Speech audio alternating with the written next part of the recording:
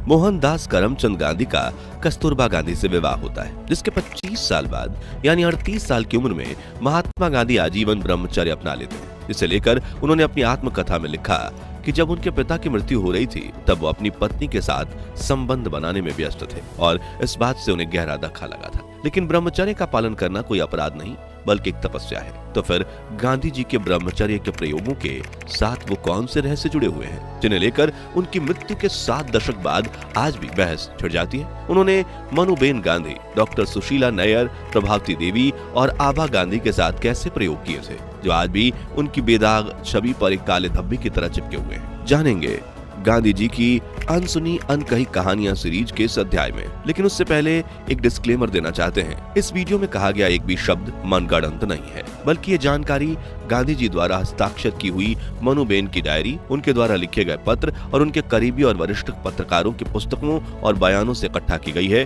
तो चलिए शुरू करते हैं। दोस्तों, गांधी जी ने कई महिलाओं के साथ ब्रह्मचर्य के प्रयोग किए, लेकिन जिन्हें लेकर सबसे ज्यादा विवाद हुआ वो थी मनु गांधी, जो बापू के भतीजे जयसुख लाल गांधी की बेटी थी। यानी वो एक तरह से गांधी जी की सगी पोती के समान थी। वो दिन भर गांधी जी के साथ रहकर उनकी सेवा करती थी और रात में गांधी जी उनके साथ ब्रह्मचर्य के प्रयोग किया करते, जिसका खुलासा खुद गांधी जी ने अपने पर्सनल सेक्रेटरी प्यारेलाल नैयर को एक पत्र लिखकर किया था।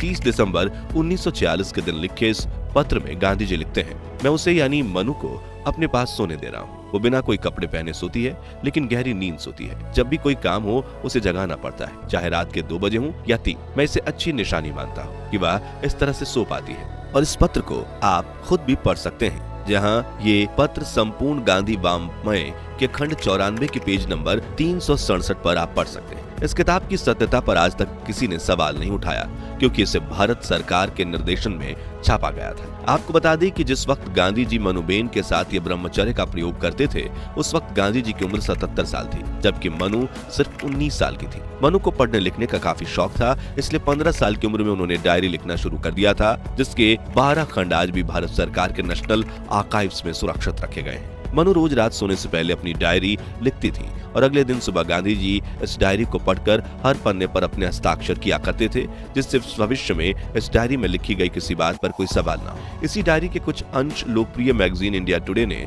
अपनी magazine Mahatma and Manuben the untold story में प्रकाशित किए थे, जिसके मुताबिक मनुबेन ने 21 दिसंबर 1946 के दिन अपनी डायरी में लिखा था कि आज रात जब बापू, मैं और सुशीला बेन एक ही पलंग पर सो रहे थे तो उन्होंने मुझे गले से लगाया और प्यार से थपथपाया। उन्होंने लंबे समय बाद मेरा आलिंगन यानी मुझे गले से लगाया था। फिर बापू ने अपने साथ सोने के बावजूद यौन इच्छाओं के मामले में मेरे मासूम बने रहने के लिए मेरी तारीफ की। दूसरी तरफ नोआखली में रात के अंधेरे में गांधी की बंद कुटिया में हो रही ये ब्रह्मचारी प्रयोग दुनिया के सामने आने लगे। हालांकि ये बात किसने फैलाई उसका कोई पुख्ता सबूत नहीं है, लेकिन गांधी और मनु के रिश्ते को लेकर हर तरफ बातें बनाई जाने लगी थी, जिससे दुखी होकर 30 जनवरी 1947 के दिन मनु अपनी डायरी में लिखती हैं, मुझे संदेह है कि अफवाहें फैलाने के पीछे अस्तमुल्लाह बहन, सुशीला बहन और कनु भाई का हाथ है।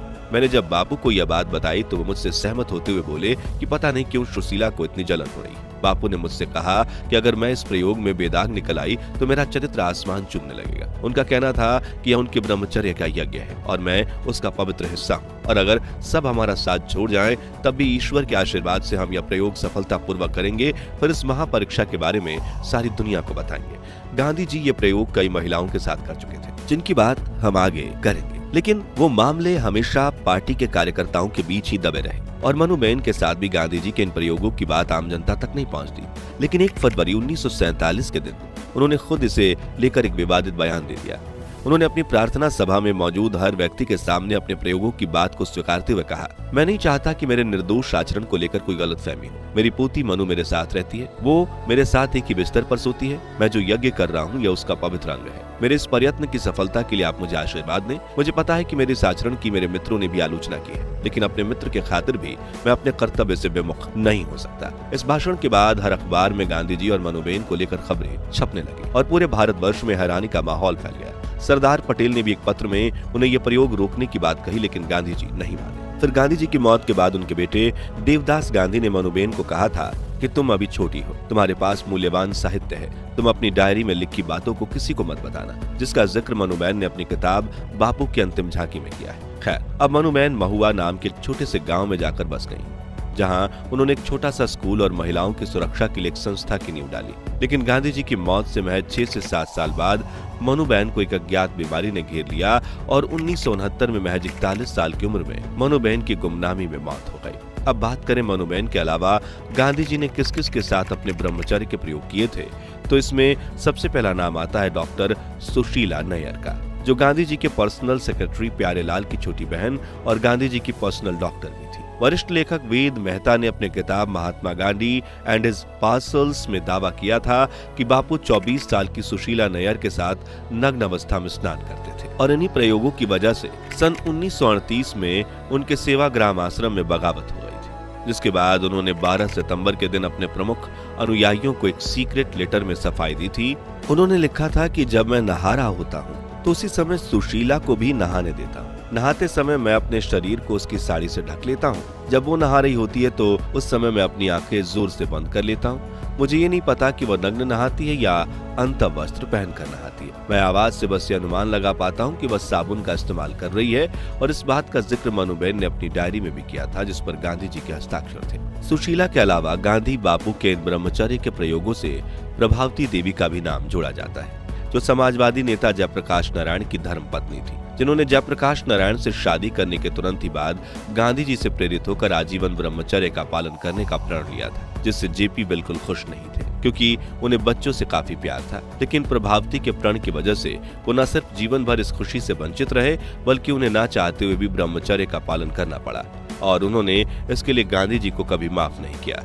इतिहासकार बताते हैं कि प्रभावती के साथ अपने ब्रह्मचर्य के प्रयोगों को लेकर गांधी जी ने 6 मार्च 1945 के दिन अपनी करीबी मुन्ना लाल शाह को एक पत्र में लिखा था, जिसमें उनकी लिखावट कुछ ऐसी थी। प्रभावती अनेक बार मुझे गर्मी पहुंचाने के लिए मेरे साथ सोई है। जब वह थर थर कांपती जमीन पर मेरे पास पड़ी होती है तो मैं उसे अपने में समेट लेता हूँ। हालांकि यह बहुत पुरानी कहानी है। गांधी जी के जीवन के इस विवादास्पद पहलू का अंतिम पात्र थी आभा गांधी, जो करीबी रिश्तों में गांधी जी की बहू लगती थी। जहां आभा गांधी जी के भतीजे कन्नू लाल गांधी की पत्नी थी। इन प्रयोगों को लेकर आभा ने वरिष्ठ लेखक वेद मेहता को बताया था कि जब वह 16 साल की थी तब उन्हें गांधी के साथ सोने के आदेश दिए गए थे। उस वक्त आभा बहन को यह लगा कि गांधी को ठंड लग रही है, इसलिए उन्हें गांधी को गर्म करने की जिम्मेदारी दी गई। गांधी ने खुद को 6 मार्च 1945 के दिन मुन्ना लाल शाह को पत्र लिखा और इस बात का जिक्र करते हुए कहा कि आभा के बाद में जाकर उनके साथ सोने से इनकार कर दिया और इस पत्र को आप संपूर्ण गांधी वांग्मय किताब में पढ़ सकते हैं। चलिए अब जानते हैं कि आखिरी ब्रह्मचर्य को लेकर गांधी जी की परिभाषा क्या थी। इसका जवाब खुद गांधी जी ने 8 मार्च 1947 के दिन राजकुमारी अमृत कौर को लिखे पत्र में दिया है। उन्होंने लिखा है कि जो मनुष्य काम वासना से हमेशा दूर हो, जो सदा ईश्वर की भक्ति करते हुए सुंदर से सुंदर स्त्री के साथ नग्न अवस्था में लेटे और उसके बाद भी उसे रत्ती भर भी यौन उत्तेजना ना हो, वह असली ब्रह्मचारी है। हालांकि महात्मा गांधी के आध्यात्मिक सहयोगी आचार्य विनोबा भावे उनके इस प्रयोगों के बिल्कुल खिलाफ थे और उन्होंने 25 फरवरी 1947 को गांधी जी को एक पत्र लिखा कि मैं आपके ब्रह्मचर्य के सिद्धांत से सहमत नहीं। स्त्री और पुरुष का कोई भी भेद आदर्श ब्रह्मचर्य के विरुद्ध है। मैं इस विषय को लेकर किसी बहस में नहीं पड़ना चाहता। आगे उन्होंने लिखा था कि अगर कोई पूरी तरह से ब्रह्मचारी है तो उसको प्रयोग करने की जरूरत ही क्या है, और अगर कोई अधूरा ब्रह्मचारी है तो उसे अपने पर शक है, तो उसे इन प्रयोगों से हमेशा बचना चाहिए। अब ब्रह्मचर्य के प्रयोग तो गांधी जी की विचारधारा का एक विवादित हिस्सा था, लेकिन अब सवाल आता है कि इसके अलावा महिलाओं के प्रति गांधी जी के विचार कैसे थे। इस मुद्दे पर गांधी जी की biography father of the nation लिखने वाले इतिहासकार रामचंद्र गुहा बताते हैं कि उस दौर में महिलाओं पर गांधी जी के विचार जटिल और विरोधाभासी थे। वो महिलाओं की आधुनिक हेयर स्टाइल और वेस्टर्न कपड़ों से घृणा करते थे। उन्होंने मनु को लिखा था कि कितनी दुख की बात है कि आधुनिक लड़कियां अपने स्वास्थ्य का ख्याल रखने के बजाय फैशन को अधिक महत्व देती हैं। वो महिलाओं के पर्दा रखने की भी आलोचना करते थे। वो कहते थे कि इससे महिलाओं के स्वास्थ्य को नुकसान पहुंचता है, क्योंकि उन्हें पर्याप्त हवा और रोशनी नहीं मिलती, इसलिए वो रोगग्रस्त रहती हैं। वहीं दूसरी तरफ बापू यह भी मानते थे कि महिलाओं को पुरुषों के बराबर अधिकार मिलना चाहिए। वो कहते थे कि महिलाओं को खुद अपने अधिकार के लिए लड़ाई लड़नी चाहिए। गांधी जी ने सरोजनी नायडू को कांग्रेस पार्टी का अध्यक्ष बनाया, जब पश्चिम में बहुत कम ही महिलाएं नेता थी। उन्होंने महिलाओं से शराब के दुकान के बाहर प्रदर्शन करने के लिए भी कहा। कई महिलाओं ने ब्रिटिश साम्राज्य के खिलाफ उनके नमक आंदोलन में बढ़ चढ़ कर हिस्सा लिया। गुहा कहते हैं कि 1940 और 1950 के दशक में भारत में महिलाएं इतनी वशिष्ठ थीं जितनी कि उस दौर में अमेरिका में, और इसे गांधी के विचित्र ब्रह्मचर्य के प्रयोग के बावजूद उनकी महत्वपूर्ण और अज्ञात उपलब्धियों से गिना जाना चाहिए। ये तो हुई गांधी जी की व्यक्तिगत बात, लेकिन साल 1942 में गांधी जी द्वारा शुरू किए गए भारत छोड़ो आंदोलन ने कैसे अंग्रेजों की कमर तोड़ कर रख दी, और क्या नाथूराम गोडसे ने गांधी जी की हत्या करके देश पर एहसान किया? मैंने उस व्यक्ति पर गोली चलाई जिसकी नीति से हिंदुओं पर घोर संकट आए और हिंदू नष्ट हुए। इसलिए मैंने भारत माता का एक पुत्र होने के नाते अपना कर्तव्य समझा। जानेंगे महात्मा गांधी की अनसुनी अनकही कहानियों के सीरीज के चौथे और आखिरी अध्याय में। तो जल्दी से चैनल को सब्सक्राइब करके पास वाली घंटी जरूर बजा दीजिए, ताकि जब भी नई वीडियो अपलोड हो वो सबसे पहले आप तक पहुंचे।